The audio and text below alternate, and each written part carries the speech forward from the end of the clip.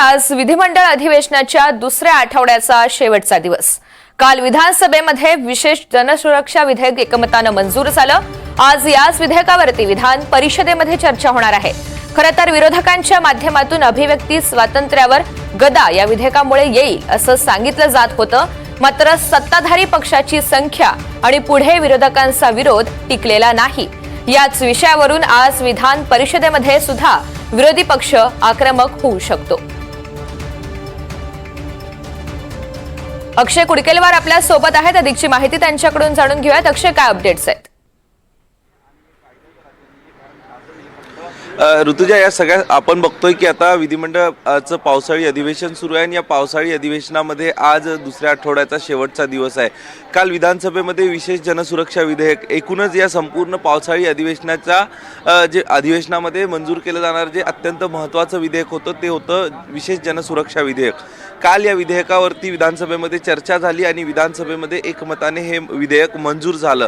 सुरुवातीपासून विधिमंडळ अधिवेशनाच्या पहिल्या दिवसापासूनच या विधेयकामुळे सर्वसामान्यांच्या अभिव्यक्ती स्वातंत्र्यावर गदा येईल असं सांगितलं जात होतं। विरोधकांचा प्रचंड विरोध याला होता, मात्र विधिमंडळात आपण जर बघितलं तर संख्याबळ मॅटर करतं, संख्याबळ गरजेचं असतं आणि विरोधकांच्या असलेल्या संख्याबळ आणि सत्ताधारी पक्षाच्या संख्याबळापुढे तुलनेनं कमी असणारं, अत्यंत कमी असणारं विरोधकांचं संख्याबळ कमी पडलं आणि काल विधानसभेमध्ये एकमताने हे विधेयक मंजूर झालं। आज विधान परिषदेमध्ये देखील विशेष जनसुरक्षा विधेयक हे चर्चेसाठी ठेवण्यात येणार आहे। त्यामुळं स्वाभाविक आहे आज देखील विधान परिषदेत विरोधी पक्षामध्ये असलेले जे विधान परिषद सदस्य आहेत त्यांच्या माध्यमातून या विधेयकाला विरोध केला जाऊ शकतो।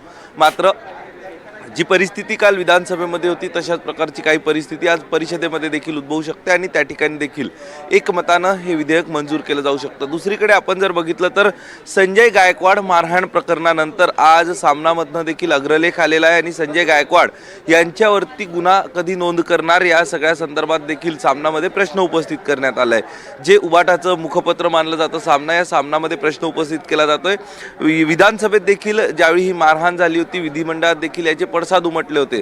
त्यामुळे आज देखील पुन्हा एकदा संजय गायकवाड यांच्यावरती कारवाई करण्याची मागणी ही जोर धरू शकते आणि यासाठी विरोधक आक्रमक होऊ शकतात। इतर देखील अनेक महत्त्वाच्या प्रश्नावर आज चर्चा होणं अपेक्षित आहे। कांजूरमार्ग डम्पिंग ग्राउंड येथील कचऱ्यावर प्रक्रिया करताना ज्या ठिकाणी कंत्राटदाराच्या माध्यमातून योग्य नियमाचं पालन केलं जात नाही याबाबतची लक्षवेधी आज त्या ठिकाणचे स्थानिक आमदार मिहिर कोटेचा उपस्थित करणार आहे। यातच आपण जर बघितलं तर शिक्षणाचा विषय असेल, यासोबत शेतकऱ्यांच्या विम्याचा विषय असेल, या सगळ्या प्रश्नावरती आज काही महत्त्वाचे लक्षवेधीच्या माध्यमातून सरकारचं या ठिकाणी विधिमंडळाचं लक्ष वेधण्याचा प्रयत्न केला जाणार आहे। मात्र आजच्या दिवसात सगळ्यात महत्त्वाचं जे काय असणार आहे तर संजय गायकवाड यांच्या माध्यमातून यांच्यावर जी मारहाण करण्यात आली होती त्या विरोधात त्यांच्यावरती गुन्हा दाखल करावा, कारवाई करावी ही मागणी जोर धरू शकते आणि दुसरीकडे विशेष जनसुरक्षा विधेयकावरनं या ठिकाणी विधान परिषदेत गोंधळ होऊ शकतो। अगदी धन्यवाद सविस्तर माहितीसाठी।